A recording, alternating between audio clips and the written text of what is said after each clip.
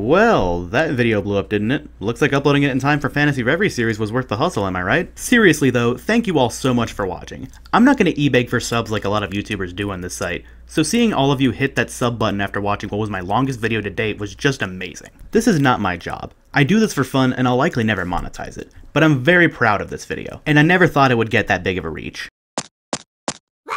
So anyway, after 5 months of waiting after the initial announcement, along with years of trademarks being claimed by Namco, Phantasy Reverie Series is finally upon us. The first new Klonoa game release since 2008, and the first piece of Klonoa media since 2012. I honestly couldn't believe it when this game was announced. I thought those trademarks were nothing, assuming a project like this was cancelled and dead in the water, but here it is. During that Discord call, I kept on gushing about Door to Phantomile, while one of the other guys literally broke after seeing Portal get announced. It was honestly amazing hearing that wahoo out of nowhere. Definitely the highlight of the direct for me. I didn't record my reaction or anything, but a lot of people did. Man, I can't wait to crash my movie, bro.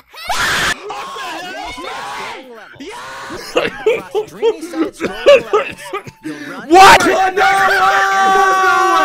Anyway, the game is finally here, and I'd like to talk about it, but first, I'm going to be mentioning the Wii remake a lot in this video, so just in case you haven't watched my previous video, or you're not familiar with that version of the game, go check that out before you continue here. I'm also going to be referring to it as the Wiimake, as that's its unofficial nickname given to it by fans. Now, it's worth noting that I'm going to be capturing footage of the PC version in the video, although later on I will be talking about differences found in the Nintendo Switch port of the game.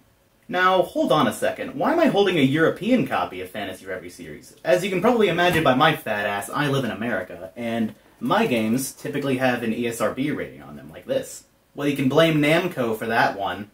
This game was unfortunately a digital exclusive in North America. While Europe and Asia got physical copies, suckers like me who care too much about plastic bullshit had to import it. I love physical media, so I didn't have too much of a problem doing this, but it's kind of a slap in the face to American fans who don't want to pay insane shipping costs just to have it shipped to America. Not to mention, certain games do well in a retail environment. Someone could be going through Target or something doing their grocery shopping while taking a peek at the games to see if anything catches their interest. This could have done Klonoa some favors getting into the retail crowd, but that's never gonna happen over here now.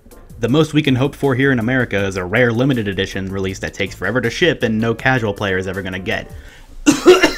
But enough rambling on, let's actually get into this. This is going to be a review of the collection itself rather than the core games in which it presents, as I assume a lot of you watching this are already familiar with them. So spoiler warning for both games. Pretty obvious, right? First up, Door to Phantomile.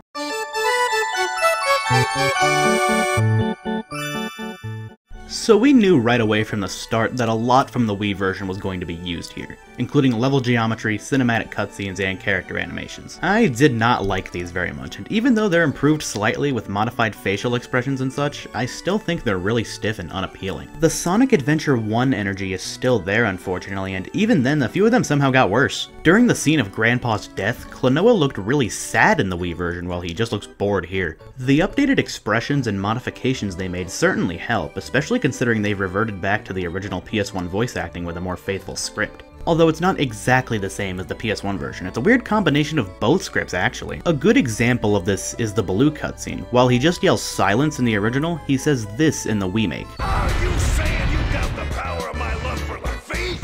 Ah! In Phantasy Reverie Series, he says something quite similar. Again, it's new, but it works much better than the Wii version, as Klonoa actually talks and has a personality here. I'm at least glad the story is properly presented now, and it's not completely compromised like on the Wii. One of my biggest disappointments in this new version is how slow the cutscenes still are. The original game had you press a button to progress the text, Lunatea's Veil did that too, and the Phantasy Reverie version of Lunatea's Veil did as well, so why not here? It would have made it more in line with the sequel and would have fixed the pacing issues. There's now a fast forward button in both games, but that barely helps. Now, I tore that Wiimake ending apart last time, so I was hoping that at least addressed some of the problems here. And they actually did. The ending is great now. I was acting. They didn't do a goddamn thing to make it any better. The color palette is still wrong, Hupo somehow hears the piano chord, Lafitte isn't properly synced up to the song, the vortex still looks really weak and unimpressive, and Lafitte's Song of Rebirth tidies up my garden, just like the Wiimake. Oh, by the way, Hupo's animation here still breaks. How did they not catch this? Did they run out of time or something? I at least expected them to fix the colors, as that would have at least gotten a pass from me, considering they painted over the whole game to be more faithful to the PS1 version, so why not do it here too? It really sucks how the ending is still subpar, considering this is the most accessible version of the game now. All of the newbies and casuals are going to see door to Phantomile like this, which is a huge shame. There is no reason the PS1 version should look better than the PS5 version, yet here we are. I honestly think they should have reanimated the cinematics, even if it meant a delay. The ending especially got done dirty here, but hey, at least Jugpot doesn't get mad anymore, right? For the rest of the visuals, I like it, but I do have my complaints. The new character models look pretty good for the most part, but I'm not a fan of the Chiefess's new Muppet mouth. Joka is a bit strange here. You can tell these Wii animations were designed with his limbs in mind back in 2008, but now that he just has Rayman hands, it's slightly off. Something's just not right. Speaking of hands, Jugpot got his hands back for the intro only. I get that he doesn't really use them that much in the PS1 version, but at least showing them more than once would have been at least better. He's way more round and bouncy looking now, which is better than the octagon looking motherfucker we got in the Wii make. Klonoa himself looks pretty alright, but I still like his PS1 sprite more. Since they reused the Wii animations, his arms frequently clip through his collar. I think they could have given the collar ragdoll or jigglebone physics so it actually moves around when his arms touch it instead of them just clipping through. Onto the environments, I really like the way they look now. The color that was sucked out of the Wii make has been brought back here, and this game just looks great a lot of the time. However, some of the lighting could have been a bit better, and I honestly like the map screen more in the Wii make. I do like how they went back to using the PS1 sprites for the villagers, but the map itself just looks unfinished. I also think the ploums look really bad here. Yeah, that's what they're actually called. In the Wii make, they had a bit of lighting around them and their tongues actually moved, but here they just appear and awkwardly hover toward you with no animation at all. I know they did that on PS1 as well, but I expect this to be updated to look more presentable for a modern release, and hell, the Wii make literally already did this, so why make it look worse? And as for Balue's tower, the lighting is just non-existent on the inside. It really feels like an afterthought in comparison to the rest of the game. Now, as for the gameplay, this seems to be using the Wii make source code, meaning this is a remaster of a remake, if you can wrap your head around that. Controls and physics feel almost identical to the Wii make, although they have made a few changes. The extended attack range from the Wii and an even more massive life bar are now in a separate easy mode along with infinite lives. Basically the pussy mode. Normal mode is a bit more like the PS1 version, but the wind bullet range is about on par with Lunatea's Veil this time. Not too big, not too small, which is good. I was really looking forward to the hard mode, as maybe that would have had a remixed level design and 3 hits like Lunatea's Veil as well, but no, hard mode is just normal with no life bar, just 1-hit kills.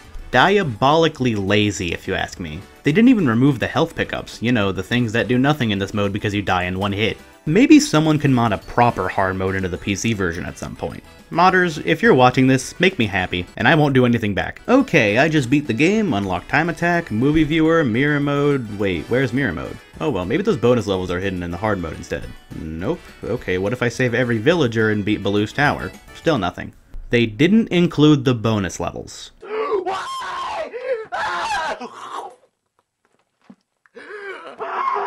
Why? That was probably my favorite part of the Wii make, as I love bullshit hard games, and seeing it just get trashed here kinda sucks. Maybe it was because it was designed around the bigger attack range? If so, why not lock it to max when playing them? Again, somebody please mod these in. For sound, all of the music is reused once again with that remix track from the Wii, although the percussion is gone somehow. Is it bugged or something? What the hell happened?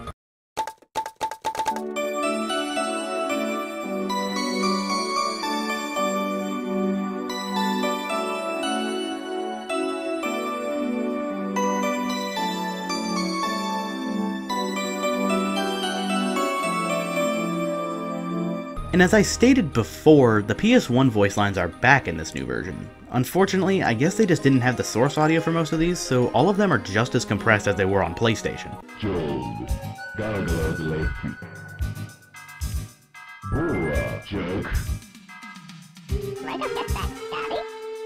Now, I'm not too bothered by this. Their performances are better than in the Wii make, and this also means Klonoa actually says something other than right! Yeah! Right!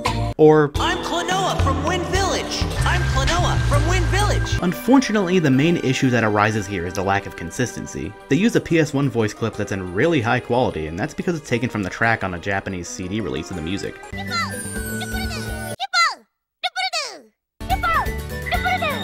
The soundtrack release has more than this, so what's a few more? Instead, his Wahoo is taken from the Wii make, which is fine. It's not too out of place, so I guess it doesn't hurt. However, the cinematic cutscenes, on the other hand, use the Wii voices entirely, even for the characters that have different actors.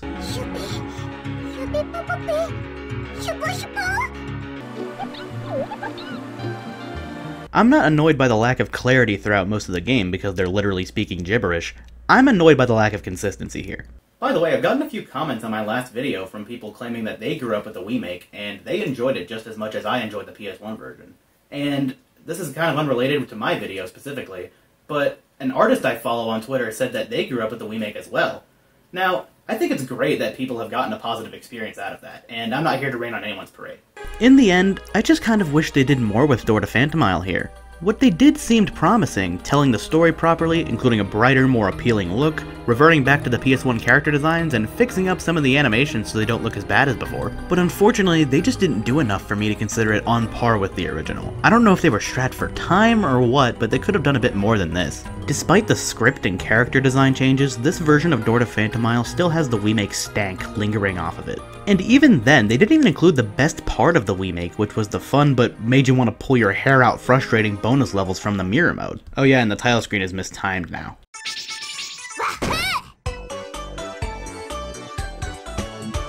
Bro, what the fuck? Even the remake got that right.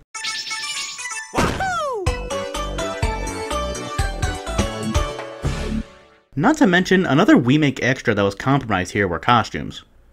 Oh what, no Vine? The only costume it gives you in the base game is this weird Moo cosplay. Remember that promotional image I showed in the last video? Those costumes were a physical pre-order bonus. You know, physically. Something North America never got. And something PC never got since that version is only on Steam. I think some people have modded these costumes in on PC, but you can only get them legitimately if you happen to pre-order the game physically, which means importing if you're an American. You can't even buy these two costumes separately. Speaking of which, the Deluxe Edition! Oh my god. This is where the rest of the costumes in the game lie. They're all masks. One for Pac-Man, one for Prince, one for Don-chan, a Joker mask for Door to Phantomile, and a Tat mask for Lunatea's Veil. This also comes with a digital art book and a soundtrack for a whopping $20 fucking. Now that is absurd. The costumes themselves should have been $5 maximum, and the digital art book and soundtrack leave a lot to be desired. Sure, it sounds nice to have all of these old promo pics in higher quality now, but these, along with the soundtrack, are in its own dedicated software. So not only does this look really stupid on the console home screen, on PC, since they're in their own proprietary Unity application, you don't get raw picture files or FLACs for the soundtrack. Not even MP3s, which is the bare fucking minimum. Hey Namco, Steam has its own music player, so why are we stuck using a dedicated exe file? Oh yeah, and by the way, you can unlock the soundtrack in both games without paying extra, just like the originals. So why they felt the need to include another copy of the soundtrack you can't even extract and use in a different media player is just beyond me. So these costumes just fucking suck. They're just masks of different Namco characters as well as Joker and Tat. Oh, and by the way, other than those pre-order costumes that I talked about earlier, that is all they included. No Robin Moo cap, no remake outfit, no Noctis Soul outfit, which was a huge missed opportunity, and no intro PJs. So yeah, unfortunately they fumbled the costumes in this collection, so unless you pre-ordered from another country or bought the overpriced special edition, you're gonna be stuck cosplaying as a Moo. Now let's move on to Lunatea's Veil. I consider this to be the better game between the two, so I had high expectations here. They had nothing to base this remake off of other than the PS2 original because this game never got a re-release anywhere. So is this remake on par with the original? I'm gonna cut straight to the chase.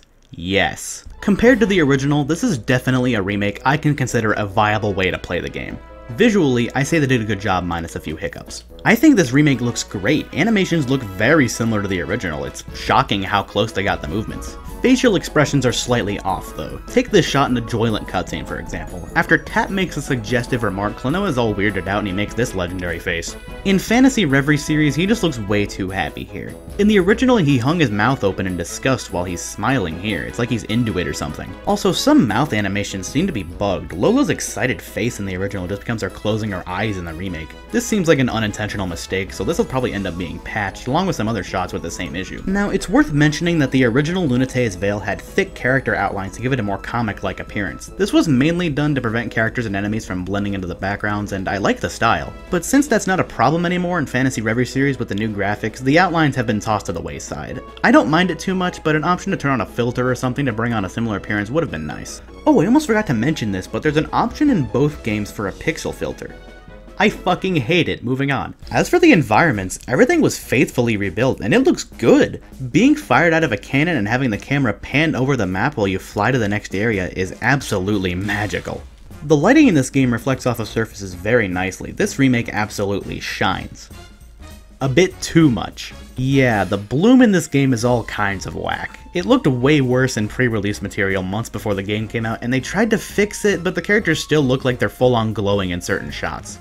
Dark Sea of Tears isn't really done any favors with the new lighting, as it's a bit easier to see in the dark, making the power-up needed to see kind of pointless depending on your monitor and setup.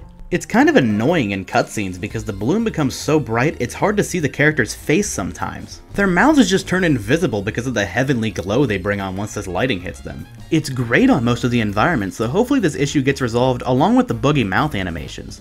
It's worth noting that bloom can be turned off on PC, but the environments look really flat without it. Maybe if they introduced an option to turn down the intensity, I'd be happy, but for now, characters glow too much while environments look great with it.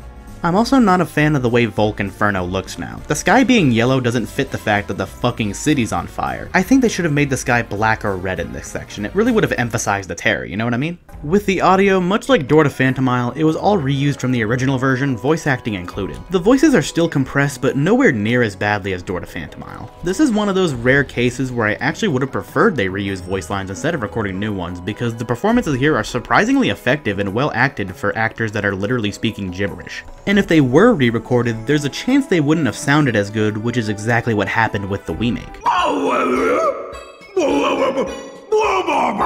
Not to mention, they can't even get all of the original actors back if they tried, because Lolo's actor Tomoko Kawakami passed away in 2011 from a 3-year-long fight with ovarian cancer. So I'm happy they reused the original dialogue, even if it's slightly lower quality than most would expect. As for the script, I expected a lot of changes since Door to Phantomile got a new one for this collection, but it's surprisingly similar despite a few modifications. A good example is the ending. When Klonoa tells Lolo he has faith in her, the dots in the middle of it were removed. I guess it makes more sense like this. Why would he stop in the middle of a sentence? I also noticed they tried to change the Bell of Discord into the Bell of Anger, but they still accidentally call it Discord sometimes. I think Discord works better, and I think they shouldn't have changed it. At first, I didn't like how they didn't fix a typo in Mira Mira, but this is in the Allfather, so it's technically a religious reference, not a typo. Now, I fully expected some of the dialogue to be censored for this new release, but they actually kept some of the mild language here. Tat still says perv, while Leorna still says damn, just as edgy as I'd like it to be. Although they did alter a line from the original where Baguji calls Mira Mira xenophobic. What, you're telling me that pervert is okay for an E10 plus rating while xenophobic is going too far? For the gameplay, it's surprisingly close to the original version. Controls are very similar, so I want to say they also use source code for this one, but the wind bullet range is slightly shorter than it should be. At first, I didn't notice this, but this GIF has been going around the community and it sticks out way more to me now. Hopefully they do fix this. It's not unplayable or anything, but the more true it is to the original, the better. Now, taunting in the original was mapped to L1 and L2 respectively, while in Phantasy Reverie Series it's on the left and right bumpers, or each controls variation of the 2 front shoulder buttons. The triggers are unmappable in this version, so I came to the exciting conclusion that maybe they'd use the triggers for the floatboard sections. In the original, for speeding up and slowing down, you had to literally move up and down on the D-pad or analog stick, which isn't exactly ideal for these sections. Unfortunately, it's the same in Phantasy Reverie Series. It's definitely playable, and I do prefer the Xbox Series X controller's shield-like D-pad for speeding up while turning at the same time, but putting that on the triggers would have been very nice. It's kind of a cock tease how they changed the taunt buttons to the bumpers instead, don't you think? So fine, I'll do it myself. I actually tried Steam's controller configuration feature to map up and down on the D-pad to each trigger, and it's surprisingly natural. The only parts where it really misses the mark is during 2D sections on the floatboard where you still have to use left and right, and with sections that you're facing towards the screen where you need to use the opposite trigger now. But with the standard front-facing sections, this feels great. I have no idea how they didn't think about this once during development. So since the remake bonus levels are absent here, I was really hoping the same would not happen to Klonoa 2, and it didn't. Everything from the original game is here and accounted for. Extra levels after getting a certain amount of Mamet dolls? Check. Boss time attack? Bingo. Secret title screens? Can't forget those. They even kept the scrapbook in which you unlock different art pieces by getting all the gems in a certain level. At first I thought it was cool how they kept this dinosaur of a feature considering the renders were so old, but they actually went back and remade all of the art with the new models and maps and they look excellent. That's so fucking cool. They even remade all of the little pictures they showed during the credits. The amount of care put into this remake is commendable. Quite literally everything from the PS2 original is here and they did not skip a beat. So in the end, Phantasy Reverie Lunatea's Veil is definitely a great way to play that game, especially considering Klonoa 2 is quite the fussy cunt when it comes to emulation. No clue why, but I hope that improves later down the line as PCSX2 evolves. But for now, if you're on PC, I say get this if you want to play Lunatea's Veil. This doesn't replace the original by any means. I consider these two equal in terms of quality. It's really down to preference here, but what sells this version for me is accessibility. Lunatea's Veil didn't get a single re-release before this collection. You had to either shell out the doubloons for a physical copy, or jump through a bunch of hoops and sacrifice a newborn just to get it working on PCSX2. Door to Phantomile had the remake, a digital PSN release, a PS2 port on some collection that was Japan exclusive, and a fucking Java mobile phone port!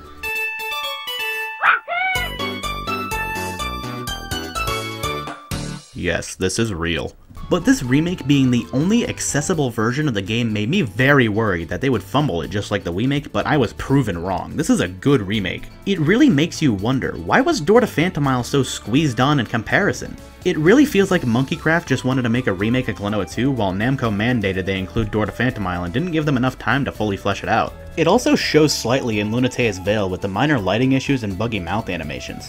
I hope this game gets updates soon. These are the only versions of the games available for sale at the moment that aren't impending a store closure, so these are the only versions all the normies and casuals are going to be playing, and I want them to have the best experience possible. Now, real quick, I'm going to take a moment to talk about the Nintendo Switch version of the game. This game was announced at a Nintendo Direct after all, and since most platformer fans play on Nintendo consoles, I expected them to develop this for Switch and port over to other platforms. It's really no secret that a lot of multiplats get announced at console-specific events and live streams, as certain franchises and genres are more popular on certain consoles. For example, a lot of Crash Bandicoot stuff gets shown off at PlayStation events because the majority of Crash fans are PlayStation users. Now, I can't capture Switch games myself unless I want to use the capture button, so I'm going to be using footage from the YouTube channel Xcage Game because I'm way too cheap to invest in a capture card. So how's the port? It's definitely a good version, but with a massive asterisk. Even though the remake ran flawlessly in my experience, the Switch port of this game is a little inconsistent with performance. It hits 60 FPS a good amount of the time, but when it drops, you can definitely tell. And as to be expected, there's several graphical downgrades in a lot of areas, and the lighting in Lunatea's Veil is still hit or miss. I know it doesn't exactly sound surprising, but I think the optimization could have been a bit better. I mean seriously, Super Mario Odyssey looks and runs better than this, and that game is damn near 5 years old. And I know this doesn't apply to the footage, but in handheld mode, the anti-aliasing is almost entirely non-existent. This may be better than most Switch ports in my experience, but if you have literally any other platform, why would you get this? And before you jump down my throat and say, well of course it's gonna run worse, it's the Switch, I'm gonna say objectifying! Because there are Switch ports of more graphically demanding games that run about as good or are more consistent than this. It's not like I'm not satisfied with the performance or anything, but I expect better from a game of this visual fidelity. I'd only recommend this version if you're like me and enjoy the portability of the Switch. Buy a Steam Deck, you fucking retard! Or if you literally have no other platform to play it on. I wrote and voiced that section based on my experience with Door to Phantomile, but Lunatea's Veil is a completely different story. Framerate drops are a bit more common, and in some levels I even experienced slowdown. How does something like this even happen? I'm not a game developer, so I don't exactly have too much room to speak here, but this really should have been optimized more. Now, I don't know about docked because I only ever played it in handheld mode, but I at least expected a consistent speed here, even if it's not completely reaching 60 FPS a lot of the time. If you have literally any other platform, do not get this on Switch. Now, I'm going to talk about the elephant in the room, because this is probably the best thing to come out of the entire collection. Basically, ever since this was announced, Bandai Namco of Europe and Asia have been doing marketing, you know, like every other gaming company. Well, their American branch is obsessed with the company's cookie-cutter anime-fighting shovelware more than their actual internal IPs, Klonoa especially. They put up pre-orders for JoJo All-Star Battle R, but not Klonoa, like ever. You could only ever pre-order if you imported a physical copy from another country. But aside from pre-orders, for almost the entire month of May, Bandai Namco America was dead silent on Phantasy Reverie Series, and the page for the game on their website looked unfinished compared to the one on the UK site. Hell, for a while the genre was listed as action RPG and they forgot to put PlayStation in the platforms list. They got a little better in June with more tweets and a countdown before launch, but that's about it. They just focused on other franchises instead. Now look, I'm not trying to say that Klonoa is as popular as JoJo, One Piece, or even Pac-Man, but shouldn't they at least focus on trying to sell their latest release? It really seems like Bandai Namco America didn't care whether it succeeded or not, because they put up pre-orders for Pac-Man World the day it was announced, but Klonoa never got pre-orders at all. Oh, and remember in my last video when I mentioned the 800,000 worldwide pre-orders for Phantasy Reverie Series? Yeah, that actually says 800,000 lifetime sales of all Klonoa games combined. So after Namco's lack of US marketing and pre-orders, Klonoa fans were really unsure about the franchise's future, considering the last entry was 14 years prior. This would have likely been the series' last chance to make Namco money, so fans started getting the word out before release, and while Bandai Namco America's Twitter did a countdown like all the other Namco accounts did, the day the game was set to release on Steam, they tweeted about Tekken 7. Bruh. Look, I'm not trying to disrespect a franchise as legendary as Tekken or its fans, but this game is 5 years old while they literally have a game in another franchise coming out that night. So when the game dropped on Steam at 6 PM in my time zone, I, like many others, went to buy it. Steam went down. There was so much traffic full of users trying to buy the game that it overloaded Steam's servers. That's absolutely nuts to me. So after about half an hour when everything went back to normal and we all got our copies, it hit the top sellers list on Steam for the next few days, and as of writing this, it has an overwhelmingly positive review score. Fans noted this massive Steam launch and started getting the word out even more online with the hashtag Klonoa sweep hitting the trending tab. Along with this, several online personalities like Matt McMuscles, Ant Dude, and even Fidel himself talked about the game and encouraged others to support it. Fidel specifically changing his entire Twitter for the occasion. What a guy. All this publicity for the game really helped it out, as the UK physical sales charts placed Phantasy Reverie Series at number 5, ranking above the likes of FIFA and LEGO Star Wars. In Japan, the Switch and PS4 versions combined sold 87% more than the remake did. As of writing this, US digital sales aren't out yet, so I can't discuss those. The entire community came together and pushed the game to success. Obviously, I'm not expecting it to do insane trilogy numbers or anything, but it definitely made some money for Namco. What makes me so happy about this is that the entire community behaved themselves. They weren't toxic, they weren't annoying, they didn't spam it under unrelated posts or threads. They just started a hashtag and spread the word that 2 amazing cult classics are out now on modern consoles and PC. Anyone up for a little fandom slander? Let's compare that to how other gaming communities handled a problem. The PlayStation community was concerned that they still didn't have a release date for God of War Ragnarok even though they were halfway through the year. What did they do? They sent pictures of their cock to developers in hopes of getting a release date. Mortal Kombat fans weren't happy how Mileena wasn't in the roster for MK11. So what did they do? They sent death threats to Ed Boon, even replying demanding Mileena under his tweet mourning the death of Kobe Bryant. Meanwhile, in the Klonoa community, their entire franchise was on the line, so they all got together, spread the word out, and people listened. Now before I end things off, I'm going to dedicate this last section of the video to my personal history with the franchise, so feel free to click off the video if you want. This is just going to be me rambling about a bunch of bullshit. I first heard about it thanks to the Cat Icarus video. No, not that one, this one. It was horrible. I was like 12 at the time and I didn't really know what quality content was, so I didn't really think anything of it. I was also getting into emulation at the time, and while I was surfing ROM sites looking for games to try, I stumbled upon that game again, Klonoa Door to Phantomile. I decided to give it a shot and I found it surprisingly fun. The plot twists and storytelling is what made it truly special if you ask me though. I've liked this game for years and thought it was one of the best on the console. Years later, when I got a more powerful computer and could run games on Dolphin at a good speed, I discovered the remake. Didn't really get that far through it, just thought it was an interesting oddity at the time, like wow, this was remade for the Wii? Then I found out about Klonoa 2, but that game's a bitch to emulate and my dumbass couldn't get it working at the time. So I skipped down on it for years, always going back to the original Door to Phantomile once every year or two when I was in a platforming itch. I always saw Klonoa as a dead franchise that needed more love, much like a lot of others that met the same fate. Then the Nintendo Direct from February 2022 happened, and he returned. I almost couldn't believe it. Namco nowadays is too hyper-fixated on crappy anime games made for a quick buck, so why would they bring back this franchise that had a history of bombing time after time? Needless to say, the series was on my mind again, and I did another playthrough of Door to Phantomile. I even sat through the cutscenes, even though I skip cutscenes on repeat playthroughs of any game I play. I needed more. After watching that ending yet again, I decided to perform the mad scientist experiment of trying to get Klonoa 2 running properly on PCSX2. It's alive! It's alive! I absolutely loved it. This game is everything a sequel should be. Improved visuals, more great gameplay, better bosses, larger variety with the floatboard sections and new mechanics like gliding or firing yourself high into the sky, and an amazing story that tackles themes like anxiety and accepting sadness when necessary while not running from your problems, portrayed in a realistic, down-to-earth fashion. The characters introduced in this game are fucking great, so much better than Door to Phantomile's cast. Lolo and Popka are very different, with Popka specifically not being afraid to toss an insult every now and then, but they've got a really great family dynamic going on. You can really tell they care for each other. Leorna is a cool villain with a threatening aura, while Tad is the perfect blend of cute and evil, and her suggestive moments are just priceless. I was kinda shocked when I saw how they got away with using the word pervert in an E for Everyone game. The main trio is one of my personal favorite teams in any game. They really felt like genuine friends, which made their departure at the end that much more bittersweet. But Klonoa has grown up since then and learned to accept it.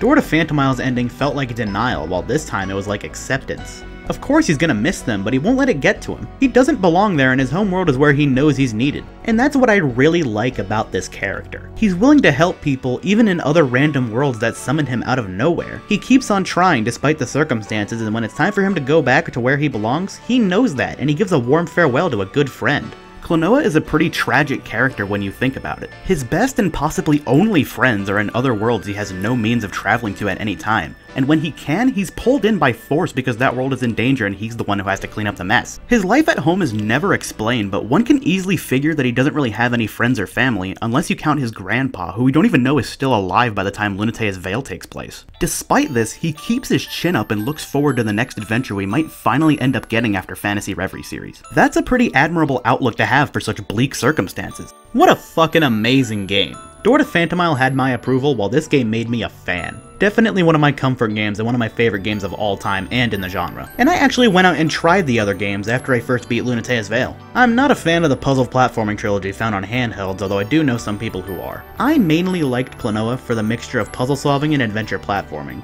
Going full puzzle here wasn't really my cup of tea, and since I'm kind of a fucking idiot, I don't really want to spend most of the game looking at walkthroughs. I gave Heroes a shot after the English patch came out, and I enjoy it for what it is. It's set in an alternate timeline, dropping the whole Dream Traveler shtick in favor of a more traditional shonen plot, so it's not canon to the mainline games. I didn't really go out of my way to beat it though. Oh, and the mere thought of Klonoa Beach Volleyball existing is just really funny. I love this series, and I really want this collection to do well. Despite my thoughts on the remaster of the remake of Door to Phantomile, I still recommend it to casuals and new players because it's the most accessible version of the game. That, and you can just look up the PS1 cutscenes on YouTube. It's still a great game. Phantasy Reverie Lunatea's Veil is a great alternative to the PS2 version if you ask me. So if you're thinking about getting it, give the free demo a shot on the consoles if you want to come to a conclusion. If you like what you play, absolutely pick it up. You will not regret it. Welcome back, you long-eared fuck.